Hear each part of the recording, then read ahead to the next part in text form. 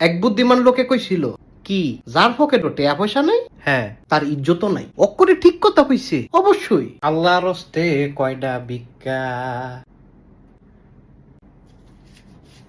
এই লোন মাবুদ তোমার বান্দারে জান্নাতে আমি অনেক দিতাম না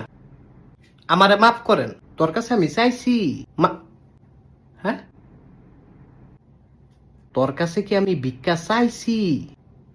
না তাইলে বেস্তি কথাটা কইলি কীর্তি মানে আমি তো মনে করছি রে আমি কি তার কাছে ভিক্ষা চাইছিলাম রে না চান নাই তাহলে ফহিন নিজে কইলো মাফ করতো তারে কি মাফ করতাম না না ভাই আমি কথাটা আরে জন্মের ফহিননি তোরতে আমার টাকা পয়সা বেশি হ্যাঁ পকেটও তোর আডানা চিনি আডানা না টেয়া বাস্তবে দেখছো জীবনে বাস্তবে আরে ফহিননি জি তুই জন্মের একটা ফহিননি থাক ভাই রাগ কইরেন না না না আরেক জিনিস কি তে আস্তা ফহিননি হ ভাই ফহিননি তার লোকে বন্ধু পাতিস না আচ্ছা ঠিক আছে হিরে দীক্ষা হ্যাঁ থালা ডালো থালটা দে